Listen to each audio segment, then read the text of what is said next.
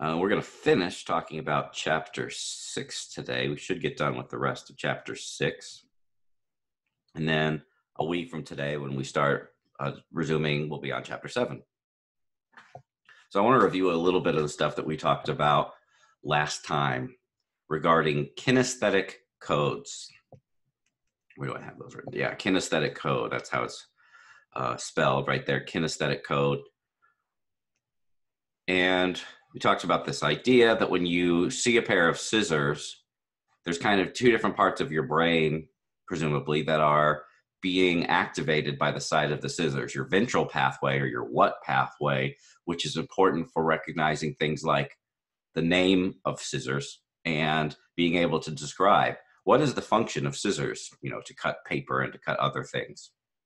That's like the ventral or what pathway. It recognizes the objects and is able to describe what the purpose of the object is. But then in this figure, they talk about sensory motor areas of the dorsal pathway, or the parietal lobe. And up here is the type of activation. The type of activation is thought to represent kinesthetic codes. The fact that when you see scissors, another part of your understanding of what scissors are is your ability to kind of know the motor behaviors that you have associated with scissors, which would be, moving your hands in the cutting fashion with scissors. And we talked about another example of kinesthetic codes last time when the individual was doing this with the combination lock. At first, he wasn't able to see, he wasn't able to recognize that what he was looking at as a combination lock. He thought it was a rotary phone. This was a patient with type of agnosia. But then he started doing this kind of unconsciously without even knowing it. And then he saw his hands, and he saw what he was doing. He's like, oh, this is a combination lock. And so he was using the kinesthetic codes, and he was seeing kind of the kinesthetic code on his own hand. And once he was able to see it in his own hand, like, oh, what I'm doing is turning a combination lock. The thing that I'm looking at is a combination lock. So that's two different examples of kinesthetic code, doing this with scissors, doing this with a combination lock, maybe, this type of behavior with a pen, or like, turning a key that you would see. Different objects have kinesthetic codes. But we also talked about last time the fact that living objects, that is things which are like animalistic, or animals or people or things that are alive, do not have kinesthetic codes because they're not tools. The types of things that we tend to have kinesthetic codes are things that we can use like tools, things that we can do something with motorically. But other people or other animals are not something that are tools, not something that we use in a motoric sense. So this idea of kinesthetic codes applies more strongly to inanimate objects, objects which are not, things that are not living. I think we should probably briefly kind of just go through, this study's kind of hard. I went through it. I did like the long-winded version of this last time. I just wanted to kind of briefly go through the study again after your brains have had a chance to kind of consolidate some of the information. So let's see, what should we ask here? So up top, this is anterior interparietal sulcus up top. Could someone tell me what pathway? Is this the dorsal or ventral pathway up here? Does anyone remember? It says anterior interparietal. Dorsal, right? That is the dorsal pathway, and we know the key word is parietal here. The dorsal pathway goes up to the parietal. And then by exclusion, this bottom part would be, which fusiform gyrus, that's part of the temporal lobe, which means this bottom part is part of the ventral pathway. And so for this thing right here, we're seeing lots of activation in the left hemisphere dorsal pathway. So we're looking at this picture right here, and we look up, and there's a tall bar. This is a tall yellow bar here. This is in the left hemisphere of the dorsal pathway. And we need to think, and then why is the activation so strong in the left hemisphere dorsal pathway? And if we look over in the right hemisphere dorsal pathway, so right here, you notice that when they're looking at the same picture, where the salt shaker is on the left and the hand is on the right, in the right hemisphere dorsal pathway, the activation was small. So you look at this picture in the left hemisphere dorsal pathway, the activation was large. You look at the same picture In the right hemisphere dorsal pathway, the activation was small. Could someone tell me, why is the activation in the left hemisphere dorsal pathway bigger than the activation in the right hemisphere dorsal pathway? Anyone think they know this? I'll give a clue. It has to do with hemifield.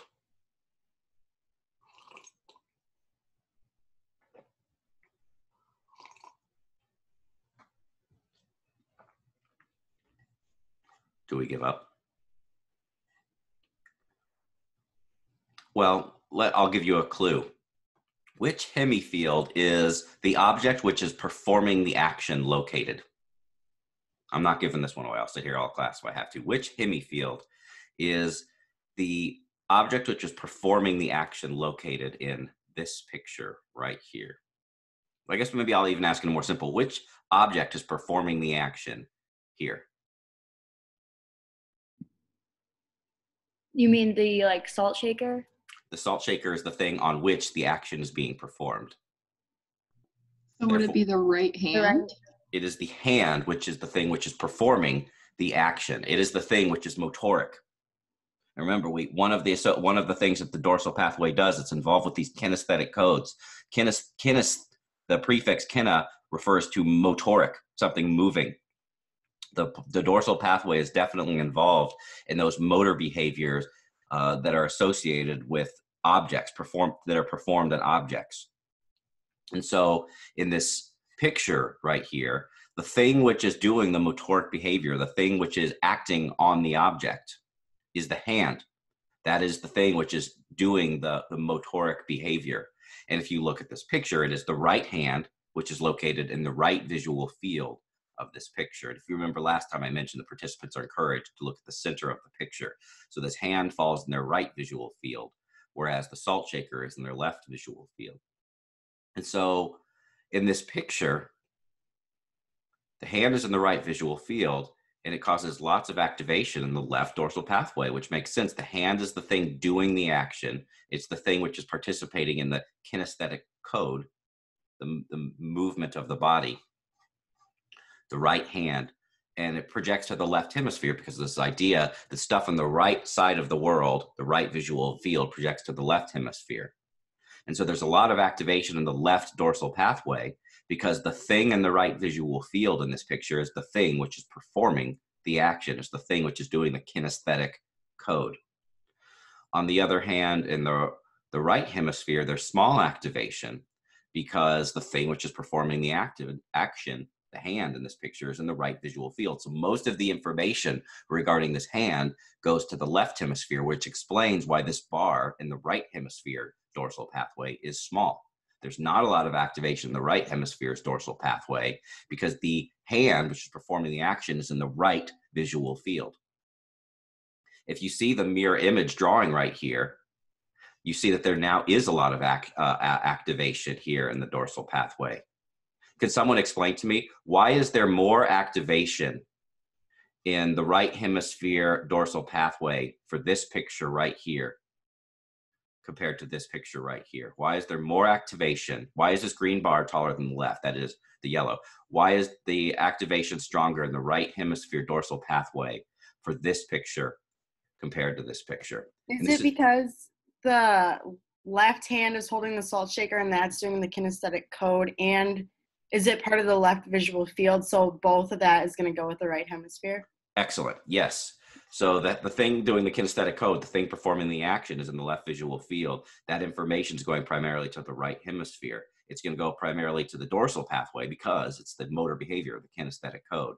So the activation is strong here in the right dorsal pathway because the thing performing the action is in the left visual field, which crosses over to the right hemisphere.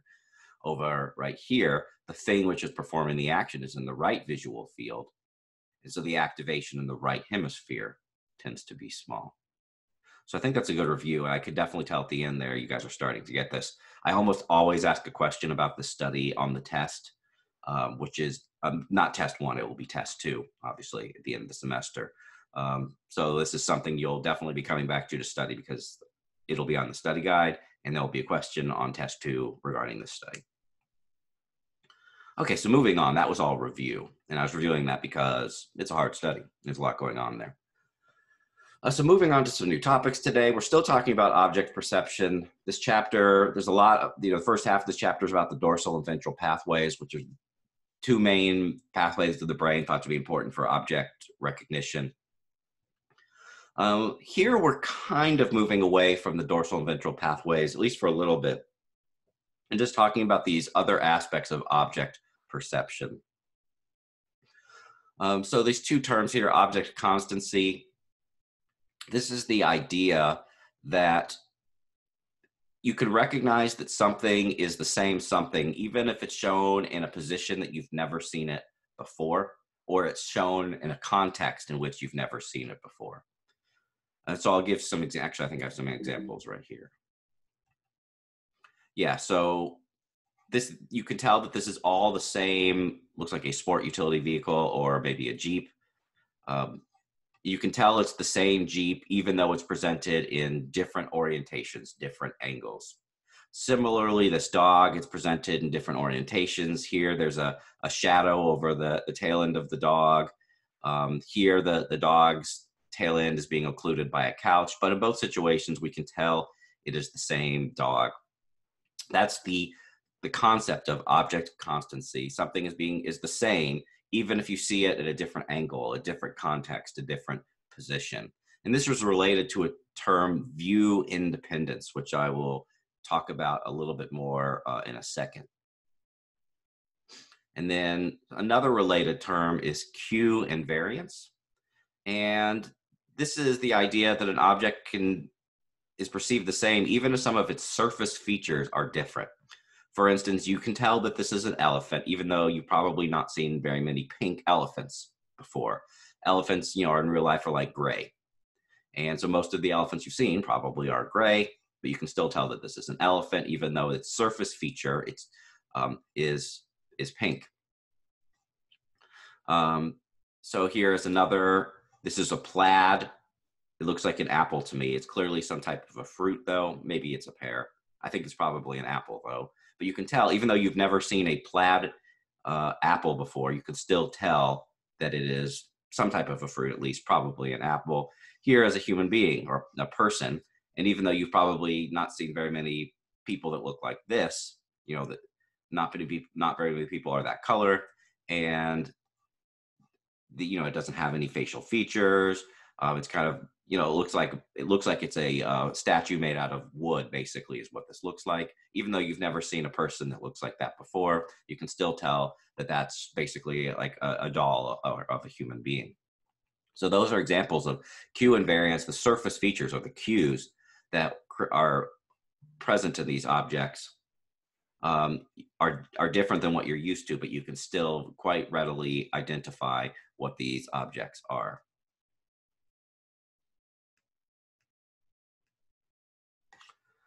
So here's the example of view dependence and view independence. So basically the idea of view dependence and view independence is the brain able to recognize that something is the same thing even when it's turned in a new direction, even if so. The question is, when something is at a given angle like this, you can tell what it is. If you turn it, does your brain process it as though it's a completely new object, or is your brain able to tell that it's the same object even though it has turned? This is the idea of view dependence, view versus view independence. And it turns out, at least the study presented in the textbook, that there's one part of the brain that can recognize that an object is the same no matter what orientation it is presented, mainly the left hemisphere. But the right hemisphere, on the other hand, seems to be just the opposite. In the right hemisphere, if something is presented like this, your right hemisphere is like, oh, yes, I can tell what this is. But then if you present it in a new orientation, the right hemisphere is like, whoa, I've never seen one of these before. This is a completely new thing. So in the right hemisphere, it is view dependent, whereas in the left hemisphere, it doesn't matter what view of the pen you have. The left hemisphere can tell it's the same pen no matter what angle it's presented at. The right hemisphere will view it as a completely new pen or a completely new object if the view changes. And I'll talk about the study that was used to make these claims in more detail now. So the study I'm going to talk about involves repetition suppression. I believe I asked a quiz question about this. Repetition suppression is the idea.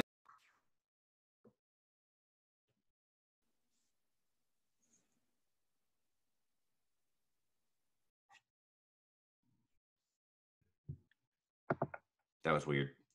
Everything just cut off, right? Yeah. Oh, that's annoying. It hasn't happened yet. That's the first time it's happened all semester.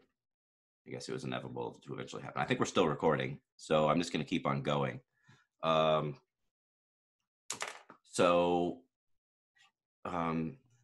View dependence versus view independence, and this is based on a study of repetition suppression. Repetition suppression is the idea that the brain, if you repeatedly present an object to a person over and over and over again, the brain's response to that object tends to decrease with repetition. So for most people, when the first time you present an object, it's a new thing, and the brain responds actively. The brain, you could think of as the brain is using a lot of its energy to recognize that thing. But once the same object is presented over and over again, the brain, in theory, becomes more efficient at recognizing and processing that object. And so you can see this in the amount of activation that occurs in the brain with repeated presentation of the same object. The activation in the brain tends to decrease. It tends to become suppressed. Repetition suppression, the amount of activation in the brain gets suppressed the more that the presentation of an object occurs. And so the study about view independence here involves repetition suppression. And this is a summary of the findings, but there's another summary of the findings right here in graphical form, which I actually prefer, though if you like the words, they're there as well, and they're consistent with what we're seeing here. So here we're looking at, let's see, this is the fusiform area in the left hemisphere and the fusiform area in the right hemisphere. So this would be, the fusiform area is basically the inferior temporal lobe, which is part of the ventral pathway. So it's a pathway involved with object recognition and identification. And there's basically 3 different conditions in this study. And they're looking at the amount of activation that occurs in each of the hemispheres in this fusiform area of the inferior temporal lobe. And the different conditions are new objects. So how much does the brain respond the very first time it's seeing an object? And as you can see, although there are differences between the hemisphere, like, there seems to be more activation in the right hemisphere than the left. That's actually not what's that important. What's really important about the new objects, the red bars here, is that in a given brain region, the red bars usually are tall. They're usually basically the tallest bars in that brain region. And this has to do with this idea of repetition suppression. When something is new, the brain responds strongly to it, which is what we're seeing here. New object, I've never seen this before. My left fusiform area is responding strongly. New object I've never seen before. My right fusiform area is responding strongly as well. New objects, the brain's response tends to be big. The interesting theoretical stuff about view dependence versus view independence comes from looking at these blue bars and comparing them to the red. So these blue bars, these are repeated objects. So now we're seeing the same thing multiple times. But sometimes that same thing is presented in the same view that you saw it earlier. So the same like orientation. But sometimes it's presented at a new orientation. So that same view versus different views. The same object that you saw earlier, but sometimes it's presented in the same orientation as you saw earlier. Sometimes it's in a different orientation. They call it view here, but I think it's probably easier just to think of it as orientation. The same orientation you saw earlier, and then all of a sudden you see a different orientation. And the question is do we still see repetition suppression even when it's presented in a new orientation? Remember, repetition suppression happens when you see the same thing over and over and over again. But if it's turned, if it's in a new orientation, does your brain still process it as though it's the old thing that it's already seen before? Or does turning it make your brain be like, whoa, this is something that I've never seen before? And if you look at the left fusiform area, you can see it does not differentiate between these two bars. Whether something is the same view as you've seen previously, or it's a different view, as you've seen that same object previously, the left hemisphere shows repetition suppression. And you see that because the heights of these blue bars are smaller than the heights of the red bar right here. So it doesn't, in the left hemisphere, it doesn't matter. It's view independent. It doesn't matter what orientation the object is. The left hemisphere views it as being the same object as you saw earlier, whether the object is presented in the same view or whether the object is presented in a different view. View independent. The left hemisphere doesn't care what view, what orientation the object is. It can tell what the object is no matter what view, what orientation is presented in.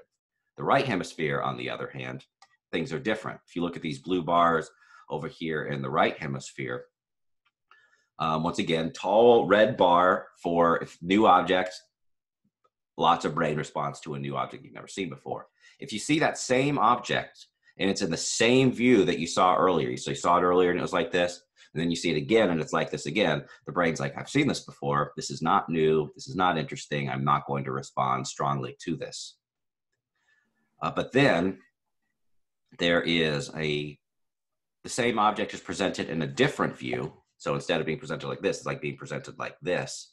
And then if you look at the right hemisphere, there's a release from repetition suppression. There is no repetition suppression here because the height of this bar is very tall. In fact, the height of this bar is just as tall as it was when you were seeing a brand new object.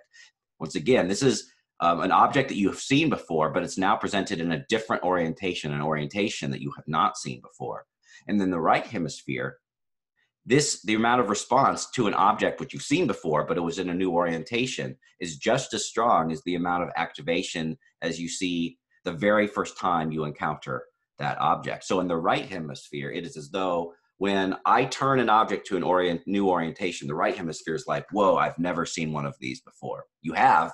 It's the same object that you saw earlier, but it's just in that new orientation. But in the right hemisphere, it's like, this is a new thing that I've never seen before. So the right hemisphere, recognition of an object depends on the orientation. It depends on the view. This is view dependence right here. In the left hemisphere, it doesn't matter the orientation. It doesn't matter the view. The left hemisphere can tell it's the same object no matter what angle, orientation, view it's in. The right hemisphere, though, it will perceive it as a completely new object if it's a new orientation, if it's a new view. So that's another pretty complicated study. And that had to do with object constancy and the related term of view dependence and view independence. So going back, I just don't want to forget, these are all these things that we're talking about in this first part of the lecture today, all has to do with this slide. We were just talking about object constancy, and that repetition suppression had to do with this term right here, view independence. Now we're going to talk a little bit more about Q invariance, which once again has to do with this idea that the surface features of an object can change, but you can still easily recognize the object even when the surface features change. This is from a study that was presented in Science, the journal Science, back in the 90s, so it's kind of old.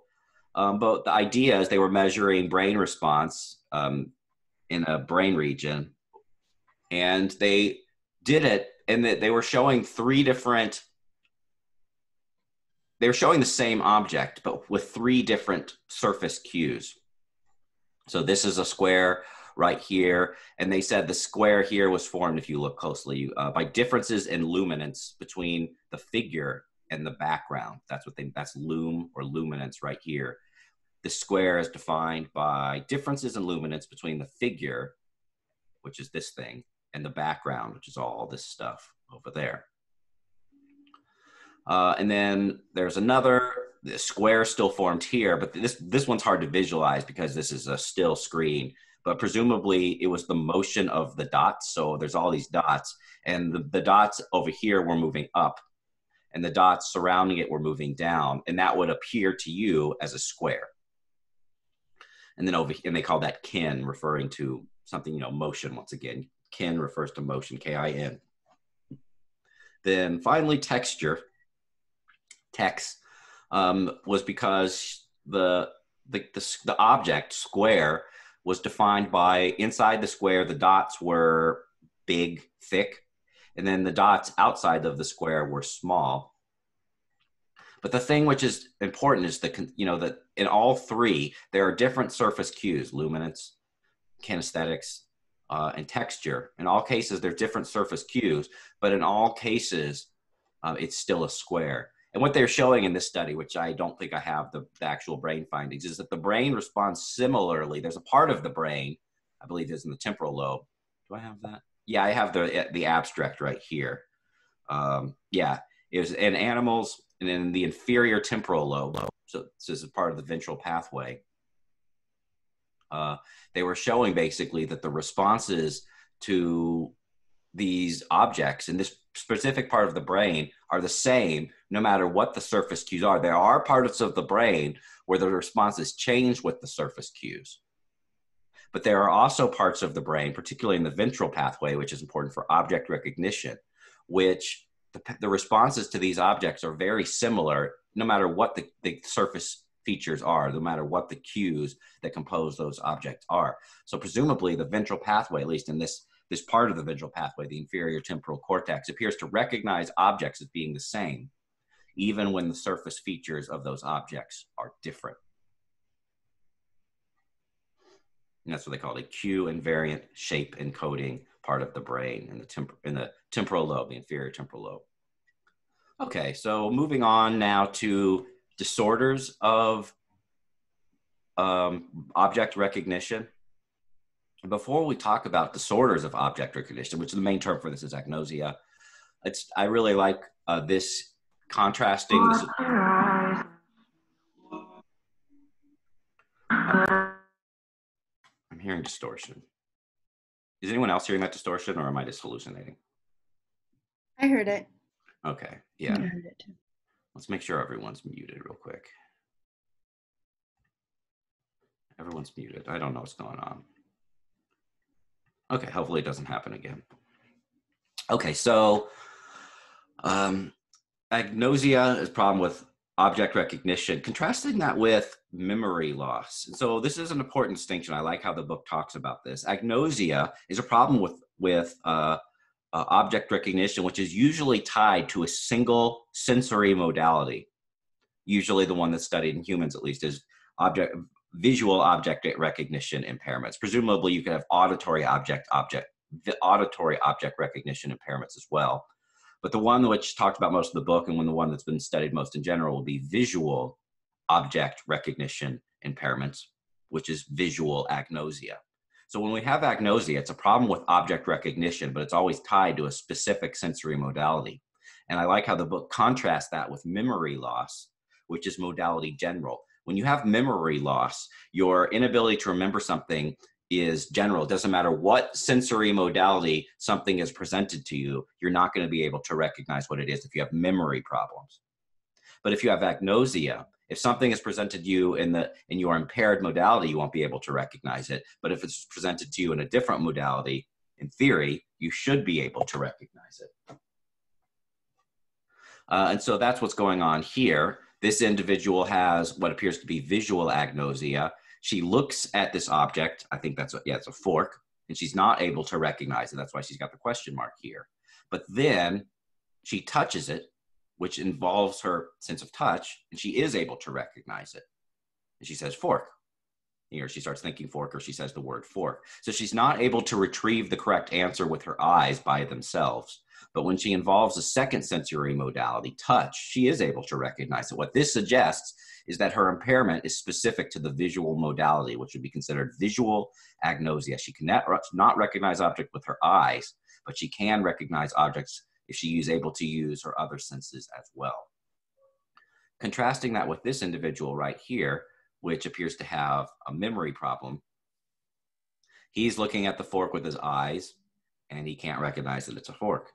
He's looking at the fork with his eyes and touching it with his hand. So he's using two sensory modalities at the same time, and he still can't recognize that it's a fork. So apparently the ability to retrieve knowledge of fork is just completely gone. His memory of this knowledge is just completely gone. So that would be considered a problem with memory because it's general. All his senses have the same problem. Whereas with this individual right here, her impairment is specific to the visual modality. So she has agnosia, visual agnosia, where he has a more general memory impairment. So contrasting agnosia with optic ataxia, the book talks a little bit about ataxia.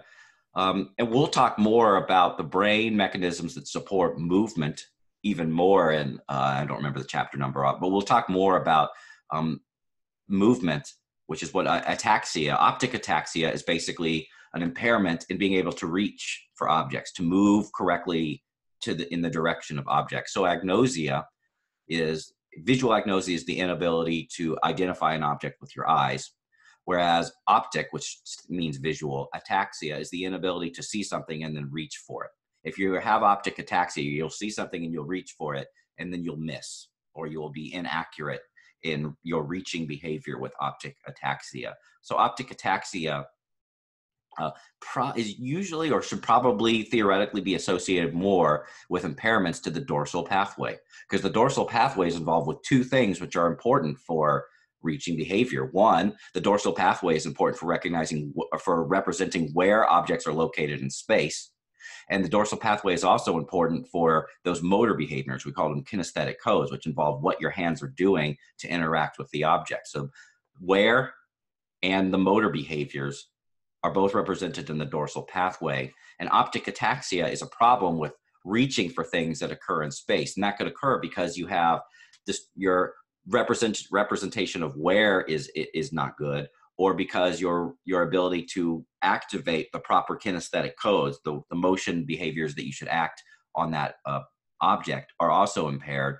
So optic ataxia, at least in theory, should be tied more closely to lesions of the dorsal pathway, because the dorsal pathway is involved with representing spatial information and motor information about objects. Whereas agnosia, problems with recognizing objects, should theoretically, and there is some support for this, is tied more to lesions of the ventral pathway. So I want to now talk a little bit more about some of the different types of agnosia, object recognition impairments that occur. So shown here is apperceptive agnosia, which I've never been a huge fan of this first definition, problems in integrating spatial information. I mean, I guess that's true. To me, the more helpful aspect of understanding apperceptive agnosia is the second part. You have problems recognizing objects, especially if they're not in their canonical or typical orientation or position. So here's the what they call the shadows test. And this is like the easy condition. You can see that those are hats. They're in the canonical or typical position. Here, though, there's different hats and there's also shadows. So here, I guess you could say the hats are distorted, or they're not in their typical orientation. They're not in their canonical position. And people with apperceptive agnosia, they would be fine at recognizing that these things are hats, but they would be particularly impaired in recognizing that these things are hats. And these are brain findings. I'm actually not going to talk exactly about these brain findings, but there are brain findings talking about the book. As far as like what I would test you on, I'm actually more interested in you understanding what apperceptive agnosia is and the nature of the impairments that individuals with apperceptive agnosia demonstrate. Problems with object recognition when the object is not in its canonical or typical orientation, like these shadowed hats right here, or this cat right here. So this is a canonical or typical view of a cat, like a front-facing cat. People with apperceptive agnosia can recognize this cat, no problem. But if you're seeing the back end of the cat, it's harder to recognize and particularly difficult for people with apperceptive agnosia, because this is not the typical orientation. This is not the canonical orientation or position of the cat. So people with apperceptive agnosia, particularly impaired in object recognition when the things they're looking at are distorted, or when they're not in the typical view that you would expect to see them in, or that you've seen them in the most amount of times in your life previously. That's apperceptive agnosia. Here's integrative agnosia. And so it's considered a failure to integrate object features or object parts. I really like this demonstration right here of an individual whose task, it also says, yeah, patients with integrative agnosia do not see objects holistically, which is like decent definition. To me, the best way of understanding integrative agnosia is to see this specific impairment shown by the individual who had integrative agnosia, who drew this. So the participant was shown this little thing, which to me looks like a Mickey Mouse face kind of, and the task of the person was to draw it. And then they look at how this individual who had integrative agnosia, how he drew this thing, and that's what these numbers are. The numbers show the sequence in which he drew the different sides of the various shapes that compose the kind of Mickey Mouse face. And whereas most people, at least if I were to draw this, what I would do is I would draw a square by itself. So I would go 1, 2, 3, 4. And then I would draw 5, 6, 7, 8. And then I would do 9. So I would draw the square first, and then the second square second, and then the circle third. That's how I would draw this, because I don't have integrative agnosia. But this individual did have integrative agnosia, so he apparently seemed to miss that this thing was made of a bunch of squares and a circle. And so instead of being able to instead of seeing all of these pieces, he kind of saw it as one thing. Presumably, it's hard to even really understand what this individual was seeing, but you can see that by the pattern of his motion, he drew part of the square. He drew like half the square, 1, 2. Then he drew part of the circle. Then he drew the other square. And then he picked up his pencil. He finished the first square. And then he came back, and it looks like he finished the circle right there. So this is illustrative of integrative agnosia, a failure to integrate object parts or features. That's probably the best definition, though it does also say problems with holistic perception. And then I think this is the last type of agnosia that I'll talk about, associative agnosia. Inability to assign meaning to objects. So I really like this example right here. An individual, a patient, was shown pictures of two objects. The two pictures were equated for size. So they saw a picture of an elephant and a picture of a mouse, but the pictures were manipulated so that the physical size of the pictures was the same. So they would see a picture of an elephant that was this big, and then they would see a picture of a mouse that was this big. So the actual elephant and the mouse, as they appear in the pictures, are literally the exact same size. But the participant is asked, which of these objects is bigger in real life? If you saw the elephant versus the mouse in real life, which one of these? In the pictures, they're the same, but the participant is asked, which one of these things is actually bigger than the other? And the participant, this patient FRA, was unable to do this, presumably because he or she was not able to kind of connect. You see an elephant here. When you see an elephant, you're able to connect the image of an elephant to your understanding of elephants. Elephants are big. Elephants are usually gray. They have the trunk. So you have all this information stored in your head about the meaning of an elephant. When you see an elephant, that information about meaning, including its size, is kind of automatically activated in your head because you don't have associative agnosia. Same with the mouse. You would see a picture of a mouse, and in your mind, you're like, mice are small. Mice are nocturnal. Mice like cheese. So all the information about the meaning of mouse comes into your head automatically when you see a picture of a mouse, including its size, that it's small. But if you have associative agnosia, you see an object, one, you can't even probably name it. You're not going to be able to say that's an elephant. You're not going to be able to say that's a mouse. But also all of the information about the meaning of the object doesn't come into your head right away, including the size. And so if you're asked which of these two objects are bigger, your head doesn't know that the elephant is the big thing and the mouse is the small thing. And so you just have to guess. I don't know which one's bigger. I just don't know the answer. So that's associative agnosia. You're not successful in comparing the size of a picture of an elephant and a mouse, even when those pictures are equated for size and you're trying to answer which one of these is bigger in real life. You can't do it. Here's another example of associative agnosia. I like this. This is taken from an actual article. I think there's pictures now in the 5th edition of the book where they actually add similar pictures of these. But for the examples that I'm providing right here, the top one to me is the best one. The bottom one works too, but just pay attention to the top one. And that's all I'm going to talk about. It's the more important of the two, or the better illustrative example. So in this task, a participant is looking at the top figure right here. And by the way, this is an umbrella, but it's a closed umbrella. And the participant is asked to choose which of the two bottom things is most similar to the top thing. This is actually kind of a common task in psych and neuropsych.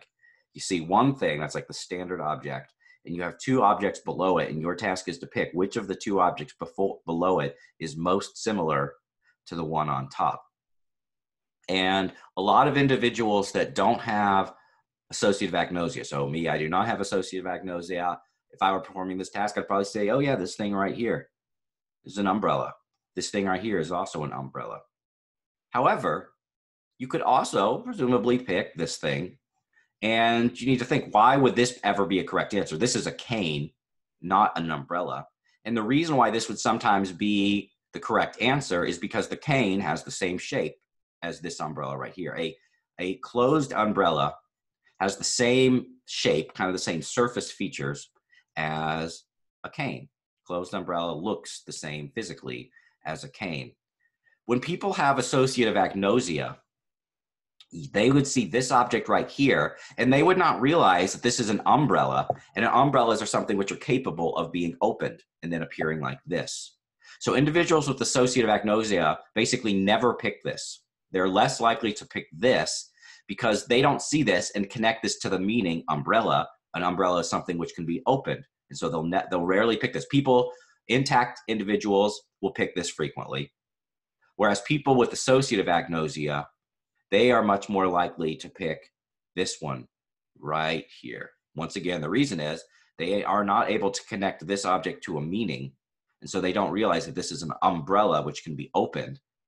And so because they don't have that meaning information in their minds, they have to rely more on what they're seeing physically with their eyes, the surface features. And so they're more likely to pick this cane because it looks very similar physically to what they see. These two look the same physically. These two have connections regarding their meaning. They're both umbrellas, both used to block rain. So yeah, that's it. That's associative agnosia. Questions or comments about any of these agnosia descriptions?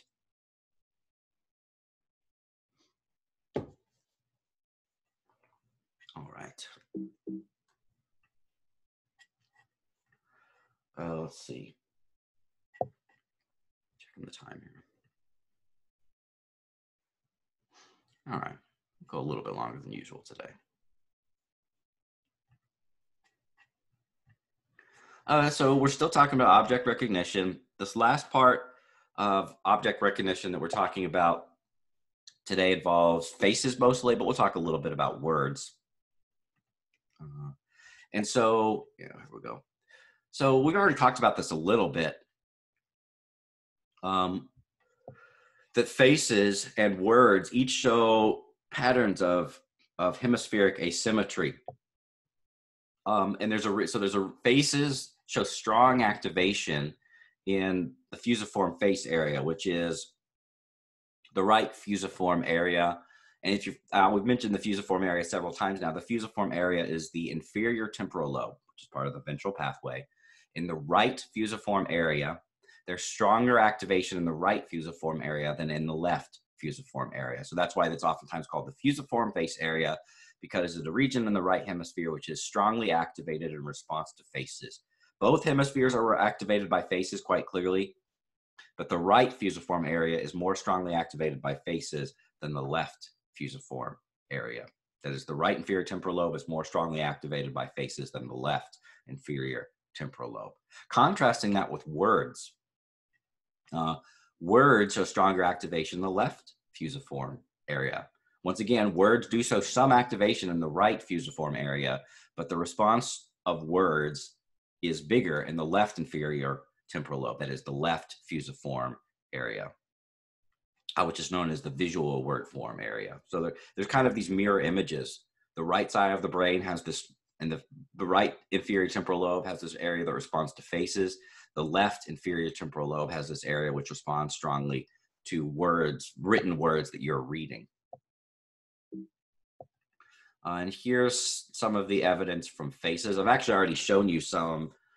We've already talked about this a little bit. In chapter 4, we talked about lesion studies, which showed that lesions, if you have unilateral lesions, either the left or right hemisphere lesions are more likely to cause prosopagnosia, which is face blindness, than left hemisphere lesions. I've already showed you that before. And this study right here is showing converging evidence, though this is using neuroimaging.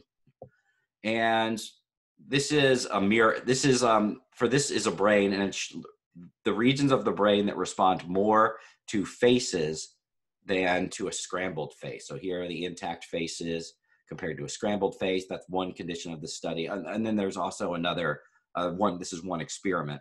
And in a different experiment in the same study, they would compare faces to different types of objects. And basically what this brain is showing is the regions of the brain that are more activated in response to intact faces compared to the other, either scrambled faces or in compared to objects. One thing which makes this brain, this is actually the right side of this brain. And the way you need to view this is a person's brain. Pretend that the person is looking directly at you. When a person's looking directly at you, their right side of the brain is your left side of your own body. And so this is like the person, pretend this person is looking at you. This is their right side of the brain. This is the left side. Sometimes in these fMRI images, you're looking at like the front side of a person's brain, like the front side of their face, and then you're looking at the brain in the coronal section. But sometimes they're showing you the back end. This is one where you're looking at the front of the person's brain. So this is the right side of their face, the right hemisphere of their brain. This is the left hemisphere of their brain. And there's more activation, particularly right there. The inferior temporal lobe responds in the right hemisphere, responds more strongly to faces than the other objects.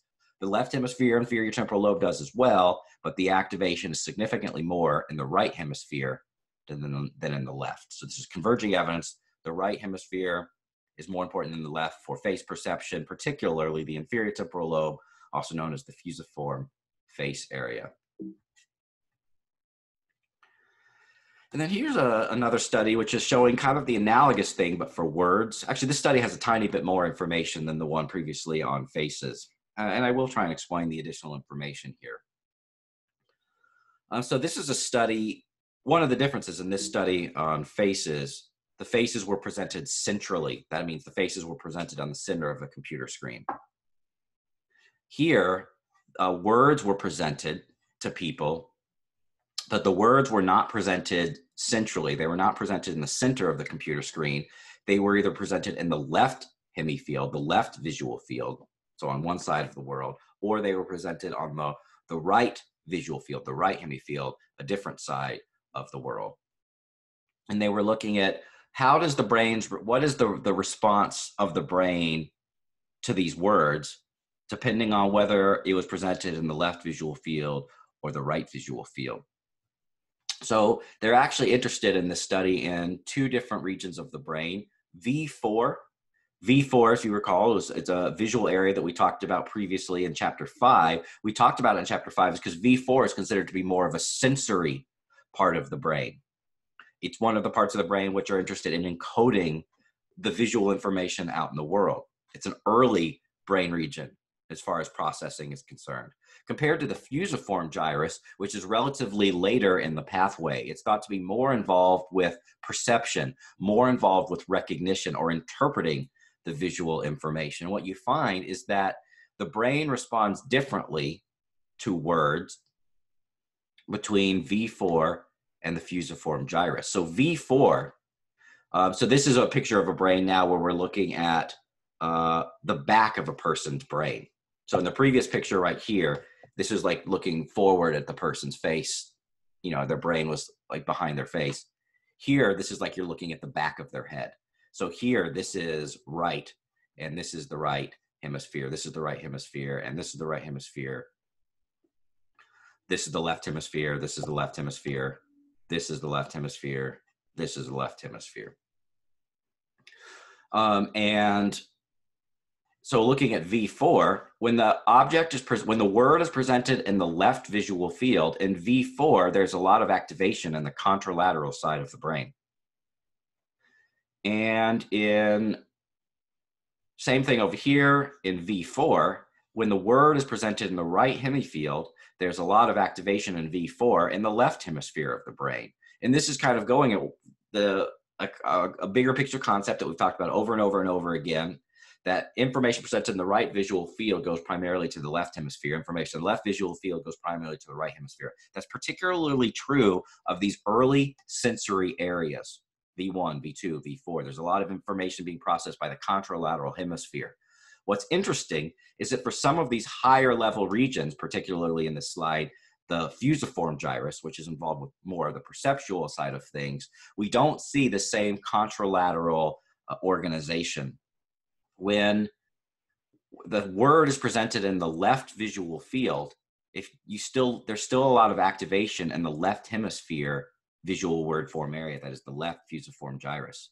Where the word is presented in the right visual field, there's still a lot of activation in the left fusiform gyrus. So this is actually a kind of a brain region which kind of goes against the norm, goes against the rule. Usually the brain activation is bigger in the contralateral hemisphere. An exception would be the fusiform gyrus. And at least in this particular study, the response of the brain to the words that people were looking at in the fusiform gyrus was the same, no matter whether those words were presented in the left visual field or whether they were presented in the right visual field. For V4, on the other hand, the response was strongly contralateral. When the object was presented in the left visual field, the response in V4 was in the right hemisphere. When the word was presented in the right visual field, the response in V4 was stronger in the left hemisphere. So once again, the visual word form area is always in the left hemisphere. And there's always, at least in this study, similar strength of response in the visual word form area, whether the word was presented in the left visual field or the right visual field. So I did have some more I was going to talk about regarding mind reading, but we've talked about a lot. It's been some dense stuff today. So I think I will just do a little bit of this at the beginning of class a week from today, and then we'll go into chapter 7 then. There's not much left here. So we'll call it a day here. I'll stop recording. If anyone wants to stick around and ask questions about the test, I'm happy to do that.